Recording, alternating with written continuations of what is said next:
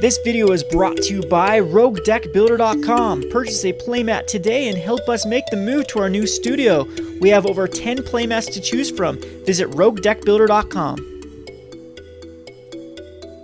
Hi there, it's Kevin with RogueDeckBuilder.com, here with a little bit of a financial update, kind of a Rogue Market-esque type video. This is going to be a review of the Conquering Hordes, which is going to be the Tarkir event deck, which is going to come out on the 26th. So this weekend, they're actually going to release this. Now, I think that's pretty quick for an event deck. I think event decks have usually lagged behind, so this one's coming out. No, the last one also came out on time, so it seems like they're going to start releasing these with the release of the set rather than a couple weeks behind like they have in the past. So first of all, I'm going to be judging this on, I think, 4 or 5 different aspects here. The first one being deck appeal. How much fun is this deck going to be able to, or how much fun are you going to have playing this deck? If you were a new player to pick this up, what is like the synergy, the strategies in here, just the deck appeal. The second is going to be the price. What is the current price? What do I expect the price after this being released? Because you have to keep in mind whenever they have a product like, you can go back on my old videos, the Modern Event deck, and I did some other event decks in the past, and this is true every time. Whenever they release a product that is going to be sold in every local game store and people are going to buy it, the prices of the chase rares, but not just the chase rares in them, but the other rares that people necessarily are just going to be, throwing in their bulk bin, it's going to take $2 cards and bring them down to bulk. It's going to take $5 cards and bring them down to about $2.50. Usually half the price of each of the cards. So we'll see what the price of this current deck is, as is right now. And then I want to go to the creativity of this deck, just the design of the deck. So not the appeal of the player, but the design of the people who actually built it. And we'll talk about that. And last of all, we're going to go to the power level of this. We'll compare it to other event decks in the past to see if it actually holds up in power level. So again, this one's going to be called Conquering Hordes. It's going to utilize warriors a lot because we have the Chief of the Edge and Chief of the Scale. I have no reason why they didn't go 4 of each of these. It seems very pivotal in the strategy. It seems like they went a lot of anthems in the deck. So we have, as far as what I mean by anthems, we consider one of the first cards was Glorious Anthem that used to pump up creatures, and ever since the term is kind of stuck, that whenever we talk about like an enchantment or a creature or something that pumps up a certain type of creature or a certain color of creature, we call them anthems. So this one is full of a lot of anthems, and when you build a deck, you want to stay pretty consistent with a lot of creatures and enough anthems, but not too many anthems, because if you have a bunch of anthems out and no creatures out, they don't do you any good. So, and then you also need removal and also lands. So we're going to look at those and see if this is actually something that is viable. So as far as anthem wise, we have this like Rush of Battle. Creatures you control get +2/+1 until end turn. If they're warriors, they get lifelink. This is sorcery speed, absolute garbage. I would never ever run this in a constructed deck, because 4 mana for a sorcery speed that lets your opponents know what's going on is a lot of times not good things. And in limited, this is a fine card. This is a decent card. It's definitely good to pick this up if you pick up enough warriors or enough smaller token type creatures. It's okay. But in standard, where if we're coming out of a 1-for-1 type format, what I mean is you're usually going to have 1 or 2 creatures out on the battlefield before your opponent answers them. Getting just even +4/+2 on creatures isn't very good for 4 mana investment. So that anthem is completely a dud. It is only a 1 of those, so I'm okay with that. And then for the other anthems, we have a Dictative Heliod, but which I tend not to use in a weenie type deck because 5 mana is a huge investment, and you want your anthems to come out a lot before then. I am a veteran of the deck Soul Sisters in Modern. In fact, it's my go-to deck. And I've tried like Spear of Heliod. I've tried the Path to Bravery. I've tried other anthem effects that are 3 or above, and they just do not work. You need an anthem that is around 2 mana in Modern, and in Standard 2 mana shines, where 3 mana a lot of times is not playable. Spear of Heliod has seen very little play in the past year that it's been out in Standard. Speaking of Spear of Heliod, we do have a Spear of Heliod in here. So we have the Dictative Heliod and a Spear of Heliod. Spear of Heliod is a fine card, and it actually might see more play in this type of standard if we turn into more of a mid-range strategy, as the secondary ability is actually quite good. But you got to keep in mind, it still is an enchantment and an artifact, and there's plenty of hate for both of those in the format right now, with cards like Back to Nature existing and Reclamation Sage and whatnot. So the other kind of, they have a Dictative Erebos. We'll go over that one. It's supposed to be control, I think, is what they're doing. But they have Spirit Bonds, which I don't know if it quite works in this deck, as you're trying to do two different things. You're trying to add, so now you have a way to actually pay a white to get a 1/1 Spirit Creature token, which doesn't get pumped by your Warrior Anthems, which these Chief of the Edge and Scale kind of double up as both a tribal anthem type effect and a creature in and of themselves. And Spirit Bomb just seems kind of awkward in there. I know that in here for Dictative Erebos, you have the combination of being able to sacrifice your spirit. They'll have to sacrifice a creature, and you get to give something indestructible. But that is kind of in the scenario if you already have a Dictative Erebos out and a Spirit Bonds, you've controlled the game. You probably would have won with anything else, because if not, you would have gotten run over if you're trying to cast both a 5-mana and a 2-mana enchantment. And then still expect to have like creatures and enough removal to really control the game. So Anthem effects I don't really agree with in here. I don't know what they would put in place of that, but maybe they should have just stuck with the warrior type anthems and put a couple more of these guys in and loaded this up with more control, more tempo, more like removal and more creatures. So let's go over the removal. The removal's okay. It's got a Bile Blight, it's got a Silence the Believers, it's got 2 Banishing Lights, which in all honesty is the best thing this deck has going for it, is the 2 Banishing Lights. And again, it's got that Dictative Erebos, which is sort of pseudo-removal-ish. And as far as creatures are concerned, it's got a pretty decent curve, very aggressive curve. A lot of 1-drops with the Herald of Anafenza, and then a Mardu Hateblade, which is something you probably want to cut very quickly. I wonder if there's a better 1-mana drop warrior. We have Tormented Hero, which of course is probably the best warrior that you have available to you, because it is a 2/1 for 1 mana with the upswing of the heroic, which in this deck is not going to be not ever going to be triggered, so that's kind of a wasted ability on the Tormented Hero. We also have the Bloodsoaked Champion, which is a warrior. If you're actually going to go more of a warrior strategy, this guy's going to be a lot better. I actually like this card a lot. Between this and the Banishing Light, that is really the only good thing this deck has going for it. Talked about the Chiefs, but then we have the Seeker of the Way. Prowess in this deck, it's not going to trigger off that much. We have 1 sorcery, 7 enchantments, and 2 instants, and then 1 artifact as well. So you have a total of 11 times that Prowess is actually going to trigger off. And the Prowess is kind of uneventful in this. I mean, it gets +1/+1 in life and lifelink, but I think you'd want a better 2-drop than this. Then Ereska Swiftclaw, it's decent. 3/1 for 2 mana, not bad. Mardu Skull Hunter, a 2/1 with Raid. I actually like this card. I think it might actually see a little bit of play, because making the opponent discard a card is amazing with a 2/1 body rather than just a 1/1 body, which the good old Black Cat used to have, or the Relentless Rats, or Ravenous Rats. That's the card. And that Ravenous Rats, usually when it is printed in Standard, does see a little bit of play. Then we have Painseer, which happens to be a human wizard, but of course you need some card draw, so I think they just sort of threw this card in here, which it's going to hit 5-drops in here, which can actually hurt you quite a bit. And then we have the Horde Chief, which if you attack with the creature, you get an extra 1/1 white soldier token, but a 2/3 for 3 mana with a possible effect of putting a 1/1 white warrior isn't the greatest use of your mana. Again, I know this is an event deck, but we've seen better event decks with just packed full. The last one out of Journey to Nyx and into Born of the Gods were much better so far than this one.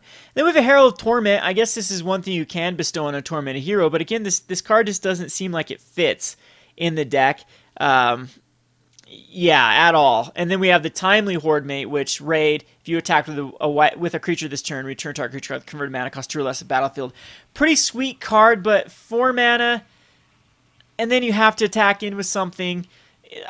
Again, it's nothing to write home to mom about, and kind of using your uncommon slot for the Timely Horde Mate might not be the best use of sometimes event decks are chocked full, like putting 4 Banishing Lights in here. I mean, they've done that in the past. They've really loaded enchantments, uncommon cards into the event deck to try to get people to buy them and to relieve the price. Right now, Banishing Light is going for around $2.25 to $2.50, depending on what vendor you use.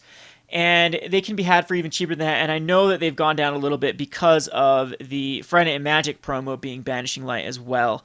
So I guess we can just go into prices here. So I guess let's just go on to, since I started, we'll go with Deck Appeal. Deck Appeal is pretty good. It's Warriors. It's a very easy strategy that newer players can really latch onto and master quite quickly. You have some tempo in here through the removal. You have anthems to pump up your guys. So I'm going to give the Deck Appeal a 6 out of 10, and I'm going to say it's a lot weaker than the last 3 event decks that have been released. That those have been more streamlined and more appealing, at least for me as a player, from this deck. I'm actually going to knock off a point to that and make it a 5 out of 10 because I think this is a little bit redundant. They just had a weenie type deck printed in Born of the Gods as a mono black. In fact, a ton of the same cards were printed in that exact same event deck. We had the Tormented Heroes, we had the Seer, we had the Herald of Torment, we had the Bile Blight. All those already were printed in the event deck not just 2 sets ago. So it's a little bit disappointing they came back to this sort of event deck type feel into the weenie, into the soldier / warrior / let's rush the board very quickly type strategy. So I guess the next thing we can go on to is creativity.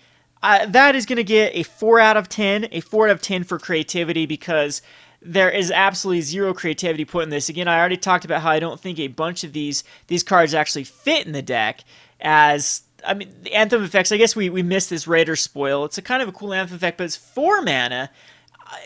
Maybe this would have been enough if you were going to go clear into the Warrior strategy. I also saw they didn't put in the token that put in, I believe it's 4 mana to put in 3 Warrior tokens, or is it 4 Warrior tokens?